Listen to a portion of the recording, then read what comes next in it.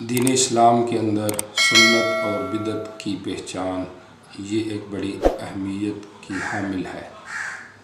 چونکہ قرب قیامت ہے اور جب تک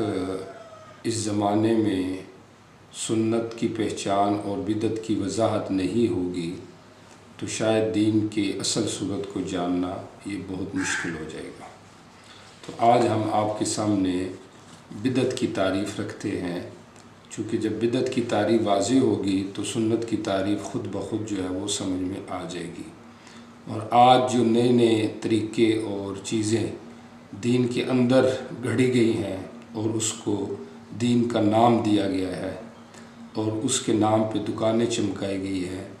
تو وہ انشاءاللہ خود بخود سمجھ میں آ جائیں گی۔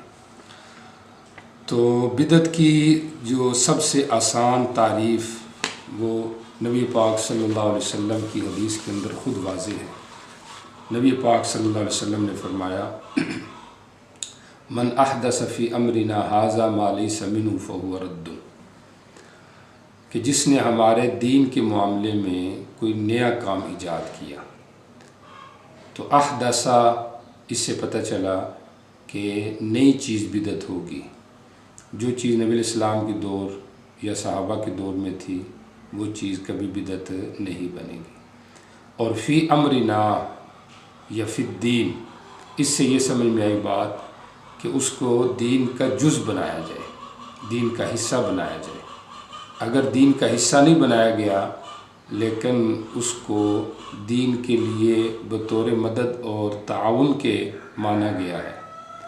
یا وہ دنیا کی چیز ہے اس کو پیدا کیا گیا ہے، تو یہ بدعت نہیں ہے۔ جیسے آج کل پنکھے ہیں، لائٹیں ہیں، نئی نئی عمارتیں ہیں، تو یہ دین سمجھ کے کوئی نہیں بناتا اور نہ اس کو دین کا حصہ بنایا گیا ہے، تو اس لحاظ سے یہ چیزیں بدعت نہیں بنے گی۔ اور ایسے ہی وہ چیزیں جو دین کے لیے ایک آلے کا ذریعہ ہے، جیسے کہ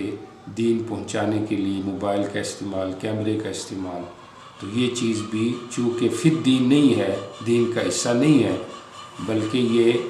دین کے پہنچانے کا ذریعہ ہے، تو اس لحاظ سے یہ چیز بھی جو ہے وہ بدعت نہیں بنے گی۔ ما لیس منہ، جس چیز کا شریعت سے کوئی تعلق نہیں ہے، یعنی وہ دین میں صراحتاً بھی موجود نہیں ہے، اشارتاً بھی موجود نہیں ہے، دلالتاً بھی موجود نہیں ہے، اور اقتضاً بھی موجود نہیں ہے۔ اور اس کو آپ یوں سمجھ سکتے ہیں کہ ایسا کام کہ جس کی وضاحت فقہا نے بھی نہ کی ہو،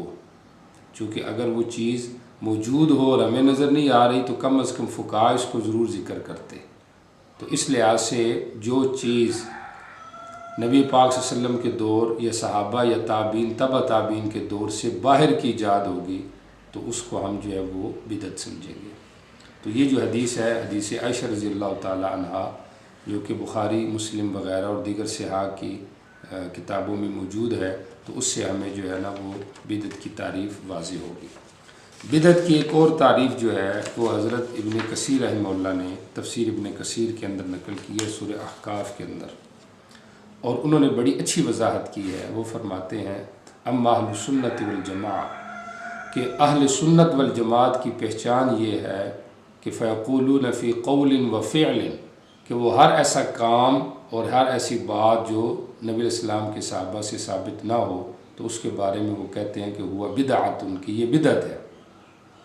لأنہ لو کان خیرا، کیونکہ اگر وہ بہتر ہوتی تو صحابہ ضرور سب سے پہلے وہ کام کرتے، کیونکہ لأنہم لم یترکوا خصلۃ من خصال الخیر الا وقد بادروا الیہ، صحابہ تو ہر اچھے کام میں دوسروں سے آگے سبقت کر گئے۔ تو اس لحاظ سے آج جتنی بھی بدعات ہیں، عرس کے نام پہ ہیں، ذکر بالجہر کثرت سے کرنے کے اعتبار سے اور اس کو دین کا حصہ بنانے کے اعتبار سے ہیں، یا اذان کے اندر حی علی خیر العمل کے اضافے کے اعتبار سے ہیں،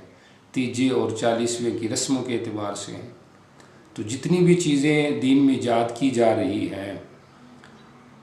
وہ سب کی سب اسی آئینے میں دیکھی جائیں گی کہ کیا وہ نبی علیہ السلام کے صحابہ کے دور میں ہوئی ہیں یا نہیں ہوئی۔ اگر ہوئی ہے تو وہ سنت کے درجے میں ہیں، اور اگر نہیں ہوئی تو سمجھا جائے کہ وہ کیا ہے، بدعت ہے۔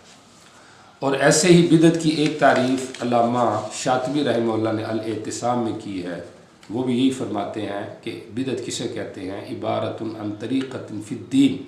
ایسا راستہ، ایسی چیز جو دین میں گھڑی گئی ہو۔ تو عموماً جب بدعت کی بات کی جاتی ہے اور بدعت کی تردید کی جاتی ہے تو لوگ یہ کہتے ہیں جی اگر بدعت نئی چیز کا نام ہے، ہر نئی چیز کا نام بدعت ہے اور پھر وہ غلط ہے، تو یہ نئے نئے پنکھے، یہ نئی نئی گاڑیاں، یہ نئی نئی بلڈنگیں، یہ نئی نئی لائٹیں، تو یہ بھی بدعت ہے، پھر یہ کیوں استعمال کرتے ہیں؟ تو اس لحاظ سے عرض یہ ہے کہ بدعت جو اصطلاحی بدعت ہے جس کی مذمت حدیث میں بیان کی گئی ہے، وہ بدعت ہے طریقۃ فی الدین، جس کو دین کا جز بنا دیا جائے، یعنی آدمی یہ سمجھے کہ یہ دین کا حصہ ہے اور اس کو ثواب سمجھ کے کرے، اور اس کے چھوڑنے کو گناہ سمجھے، اور جو نہ کرے اس کے اوپر وہ نکیر کرے۔ مخترعۃ، جو ایجاد کیا گیا ہے اور گھڑا گیا ہے، تو ظاہر شریعہ، جو نظر ایسے آ رہا ہے جیسے کہ یہ شریعت کا حصہ ہے لیکن دراصل اس کا شریعت سے کوئی تعلق نہیں ہے۔ تو یہ علامہ شاطبی نے تعریف کی ہے، اس سے بھی سمجھ میں آ رہی ہے بات کہ بدعت جو ہے وہ ایک نئی چیز کا ایجاد دین کے اندر اور اس کو سنت کا درجہ دینا، اس کو بدعت کہا گیا۔ ایسے ہی علماء میں سے علامہ ابن تیمیہ نے مجموعۃ الفتاویٰ جلد 4 میں جو بدعت کی تعریف کی ہے کہ بدعت اس نئے قول و فعل کو کہتے ہیں جس کی اجازت اثباتاً یا نفیاً نبی علیہ الصلوۃ والسلام سے منقول نہ ہو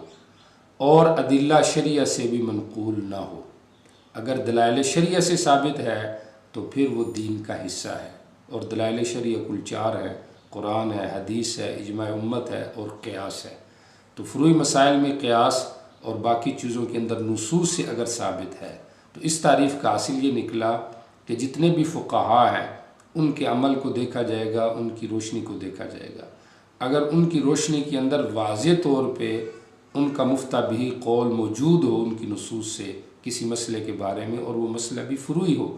تو پھر تو اس کے عمل میں گنجائش ہو سکتی ہے۔ بین طور کے ہو سکتا ہے وہ سنت میں موجود تھا لیکن ہمیں نظر نہیں آیا، لیکن اگر کوئی ایسا عمل ہے جو نصوص کے اندر بھی موجود نہیں اور فقہاء نے بھی اس کی وضاحت نہیں کی، تو اس کو یہ سمجھا جائے گا کہ یہ چیز کیا ہے، بدعت ہے۔ لہٰذا اس بدعت کی جو 4 تعریفیں کی ہیں ہم نے،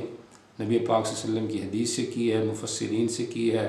اور پھر فقہاء سے کی ہے، علماء سے کی ہے، ان 4 تعریفات سے ہمیں موجودہ دور کی بدعات، وہ کسی صورت میں بھی ہوں، کسی طریقے میں بھی ہوں،